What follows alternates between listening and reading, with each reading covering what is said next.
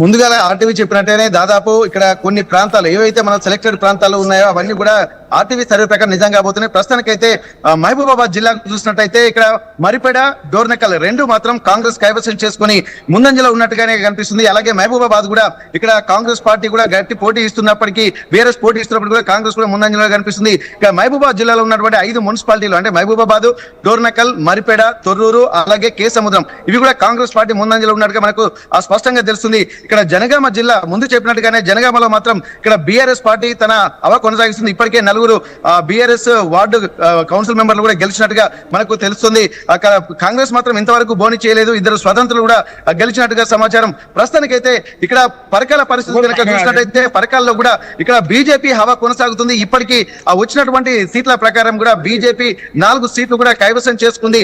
3 BRS party ముందంజలో ఉంది. అలాగే కాంగ్రెస్ పార్టీ ఒక్క స్థానాన్ని కైవసం చేసుకున్నటువంటి పరిస్థితి ఇక్కడ.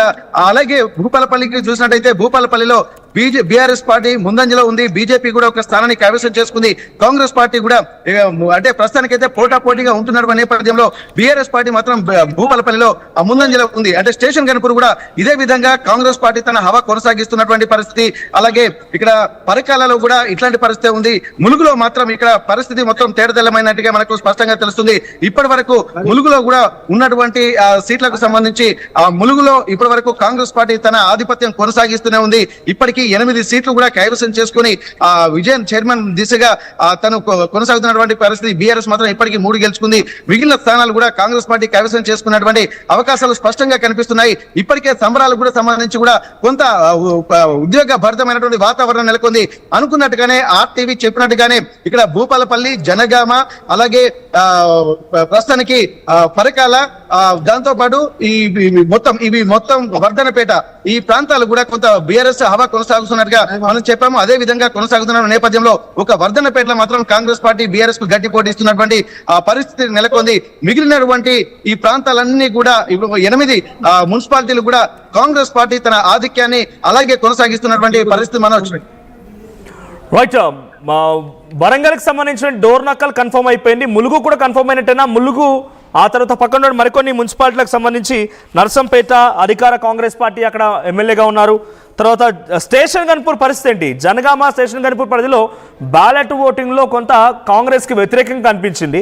సో రిజల్ట్స్ ఎలా ఉన్నాయి జనగామ మరియు స్టేషన్ గన్పూర్కి సంబంధించి? ఆ తర్వాత తొర్రూరు కూడా ఇక్కడ మనం స్టేషన్ గన్పూర్ కొంత ఆసక్తికరంగానే మారింది. ఇప్పుడు మొత్తం ఇక్కడ 5 పోస్టల్ బ్యాలెట్ లో పోల్ అవుతే పోస్టల్ బ్యాలెట్ లో ఒక్కటి కూడా అధికార కాంగ్రెస్ పార్టీకి రాకపోవడాన్ని మనం గమనించాల్సి ఉంటుంది. ఇక్కడ బీఆర్ఎస్ 2 గెలుచుకుంది. స్వతంత్రులు మాత్రం 3 పోస్టల్ బ్యాలెట్ గెలుచుకున్నారు.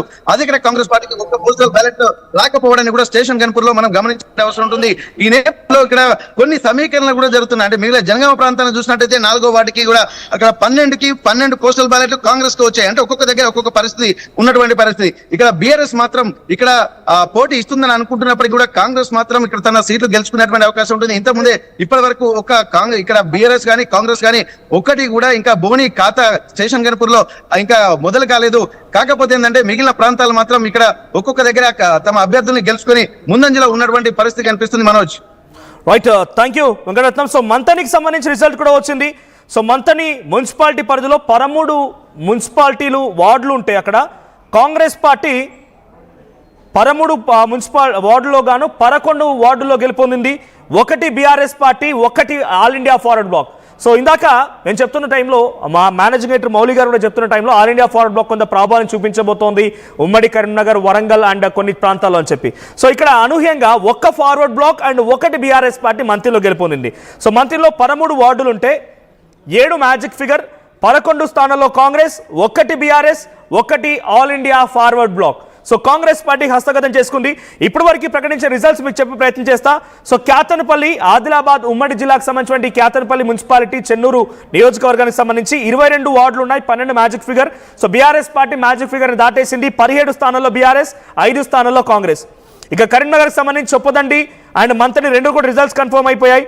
చొప్పదండి విషయానికి వస్తే 14 వార్డుల్లో 10 వార్డుల్లో కాంగ్రెస్ గెలుపొందింది. 1 బీఆర్ఎస్ అండ్ 3 బీజేపీ. బీఆర్ఎస్ 1 అంటే బీజేపీ బీఆర్ఎస్ ని ఓవర్టేక్ చేసి ఇక్కడ కాంగ్రెస్ కైవసం చేసుకుంది. మంతని మున్సిపాలిటీలో 13 వార్డులు ఉన్నాయి.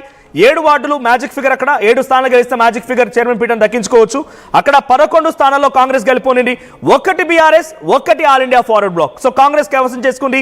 మంతని ఎమ్మెల్యే మంత్రి దుద్దుల శ్రీధర్ బాబు కాంగ్రెస్ ని హస్తగతం చేసుకున్నారని చెప్పాలి మంతని చైర్మన్ పీఠాన్ని.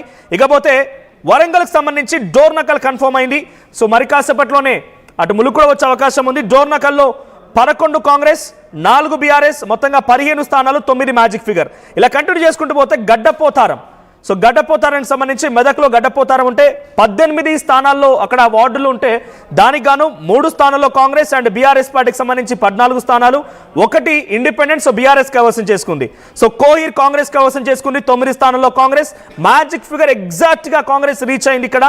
So 9 Congress, 5 BRS and 1 BJP, 1 MIM కూడా గెలిపోయింది ఇక్కడ. సో నల్గొండ జిల్లాకు సంబంధించి 4 మున్సిపాలిటీ రిజల్ట్స్ కన్ఫర్మ్ అయ్యాయి. చెండూరు, చిట్యాల, హాలియా, నందికొండ 4గిట్లో కూడా కాంగ్రెస్ విజయం సాధించింది. ఖమ్మంలో అశ్వారావుపేటకు సంబంధించి కూడా అశ్వారావుపేటలో 22 స్థానాలు ఉన్నాయి. అక్కడ 22 స్థానాల్లో 12 మ్యాజిక్ ఫిగర్, కాంగ్రెస్ 17 సాధించింది, బీఆర్ఎస్ 2, బీజేపీ 1. సో కాంగ్రెస్ కైవసం చేసుకుంది అశ్వారావుపేట మున్సిపాలిటీని. సో మనతో పాటుగా మెదక్ ప్రతినిధి మహేష్ ఉన్నారు ఉమ్మడి మెదక్ సంబంధించి మరిన్ని అప్డేట్స్ తో. మహేష్, ఉమ్మడి మెదక్ వ్యాప్తంగా ఉన్నటువంటి మున్సిపాలిటీల్లో ప్రజెంట్ బీఆర్ఎస్ పరిస్థితి ఏంటి? బీఆర్ఎస్ పార్టీ 1 గెలుపోనింది, 1 కాంగ్రెస్ గెలుపోనింది. నెక్స్ట్ దుబ్బాకలో కూడా 2-3 వార్డుల్లో సరి సమానమైనటువంటి ఓట్లు, అటు బీజేపీ బీఆర్ఎస్ కి సరి సమానమైనటువంటి ఓట్లు వస్తున్నాయన్నట్టుగా తెలుస్తోంది. అప్డేట్స్ ఏంటి? ఆ వార్డుల్లో ఏం చేయబోతున్నారు?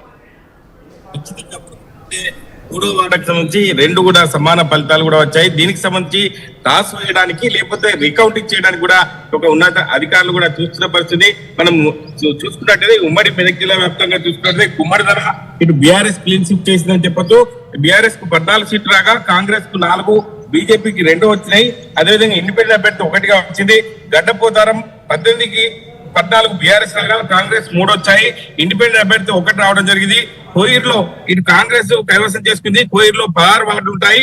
కాంగ్రెస్ కు 8 వస్తే బీఆర్ఎస్ కు 5 వచ్చినాయి. ఎంఐఎం కు 1 రాగా బీజేపీకి 1 వచ్చింది. ఇండిపెండెంట్ 1గా చెప్పుకోవచ్చు. ఇంద్రేశంలో 18 వార్డులు ఉండగా కాంగ్రెస్ 6 స్థానాలు సాధించింది.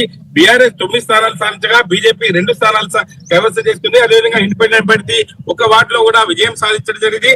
దీనికి సంబంధించి దుబ్బాకలో చూసుకుంటే ఇటు బీఆర్ఎస్ హవా కొనసాగుతుందని చెప్పుకోవచ్చు. మీరు చెప్పినట్టు 3వ వార్డులో టాస్ వేస్తారా, రీకౌంటింగ్ చేస్తారా అనేది చెప్పి అధికారులు మాత్రం వేచి చూస్తున్నారు. దీనికి సంబంధించి రిజల్ట్ అనౌన్స్ అయ్యే అవకాశం ఉంది. ఏది ఏమైనప్పటికీ బీఆర్ఎస్ హవా కొనసాగుతుంది. ఇటు మెదక్ లో కావచ్చు సంబంధించిన ఉమ్మడి మెదక్ జిల్లా వ్యాప్తంగా బీఆర్ఎస్ హవానే కొనసాగుతుందని చెప్పుకోవచ్చు. మనం మెదక్